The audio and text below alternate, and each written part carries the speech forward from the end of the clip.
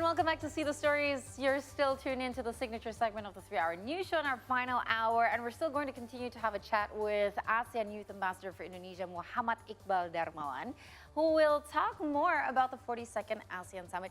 Now, before we get there, what I wanted to ask is, we've asked how you've promoted ASEAN to Indonesia, but when it was time to be the Indonesian ambassador of ASEAN, how were you promoting? What were the opportunities that you had to promote Indonesia in ASEAN countries, Southeast Asia? Yeah, definitely. So I would like to share some of my, experiences during the ASEAN Youth Diplomacy and also Jakarta International Youth Program recently, where I met a lot of ASEAN friends also in that specific program. So we were also lucky to be the chair of ASEAN this year, right? Where we share a lot about the economic growth and how we managed to foster all of these small and medium enterprises. And we were very successful also in creating a very good digital environment for all these SMEs to grow and to be more digitalized.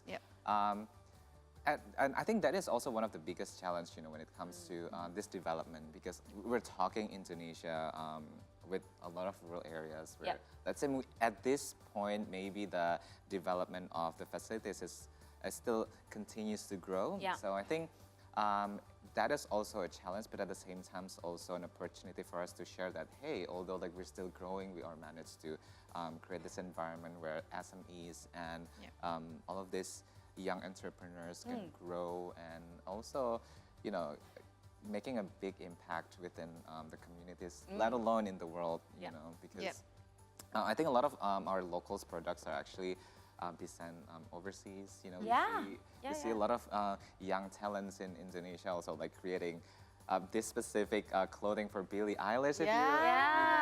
Very talented. Right? So I think from that, we can also share that although we are still also fighting against, the latest COVID-19, but at the same time, we managed to create this digitalization within this SMEs environment. Can you imagine how much growth when we reach full capacity? It's amazing. And the pandemic doesn't limit all the talents that Indonesia has. Definitely. Right? And talking about the ASEAN Summit that's ongoing in Labuan Bajo, what are your expectations of this summit?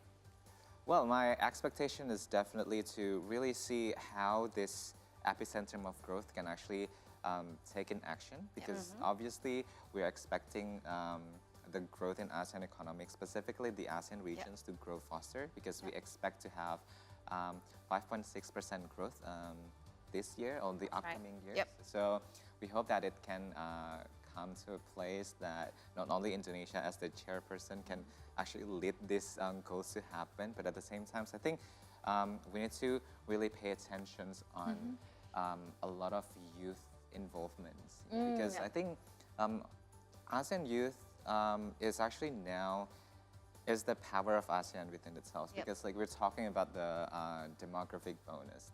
A lot of youths are starting to step out of their comfort zone and starting to creating something big within their vicinity. So I think it is very important to also keep mentioning and also keep involving the youths to important agenda like this, because I think I could not mention enough that the youth's involvement is actually the heart of the ASEAN development at this point. Very interesting. I mean, because most of ASEAN will, not just Indonesia, enjoy that demographic surplus.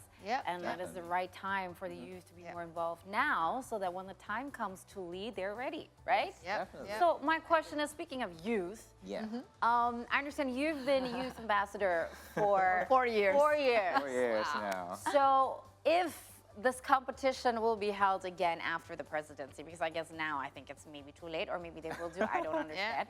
But should other people consider this opportunity, what are some tips you want to give to those, at least in terms of research or maybe preparations? What are some tips that you think made you successful in becoming a youth ambassador? Definitely. I think I remember in 2019, I saw the flyer of ASEAN Youth Ambassador. And although at that time, my profession was an English teacher, and I think I'm gonna share this fun fact. When I selected as one of the grand finalists at that time, I was totally in shock that I would be in the same room with like law students, international relations students.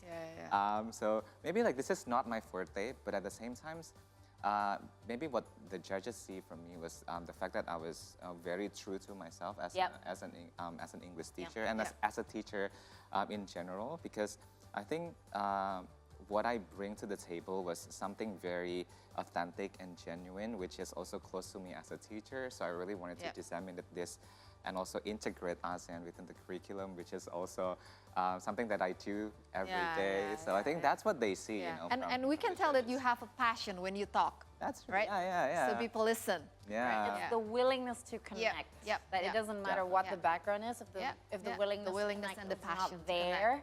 Well, there you go. And what else would you like to say? One more point, perhaps? I think first thing is to be like authentic and genuine.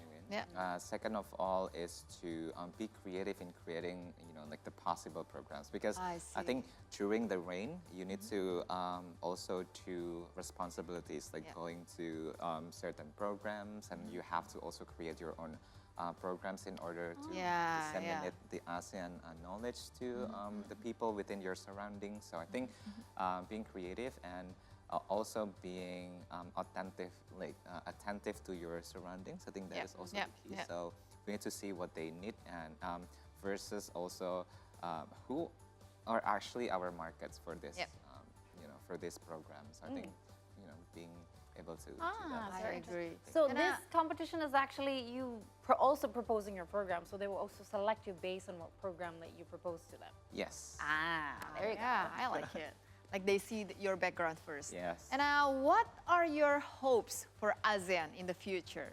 Okay, so my hopes for ASEAN in the future is definitely to be like closer in the sense that we have that sense of belonging, because I see, although we have a lot of things in common, but that sense of belonging may not that strong yet. So I think I would like to see more of this young generations of ASEAN to like work hand in hand, creating this good collaborations, like programs that can also elevate ASEAN as a region, and also more collaboration with within the ASEAN governments maybe, and also the youth, so that we can have more potentials in the future that, hey, youth also like playing an important roles in this region, right? So I think that's my hopes for ASEAN. Wow.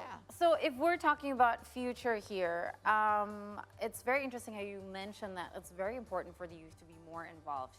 If you've, according to your 3 to 4 year experience as a youth ambassador, where do you think can young people from Indonesia, it doesn't have to be youth ambassador, because as long as you are from Indonesia, you're already basically an ambassador of wherever you're going. So where do you think young people can actually contribute to more growth and more collaboration in terms of, you know, ASEAN as a community? Well, it doesn't have to be big, you know. Like we can start from a very small scale, like within your, maybe your communities or even your classroom, you know, at the campus, you know. I think a lot of campus nowadays has ASEAN Center, where they can actually connect with the ASEAN youths in these regions. I think we can start from creating maybe like an online programs or something that they can possibly do to actually connect more, you know, like youth in ASEAN.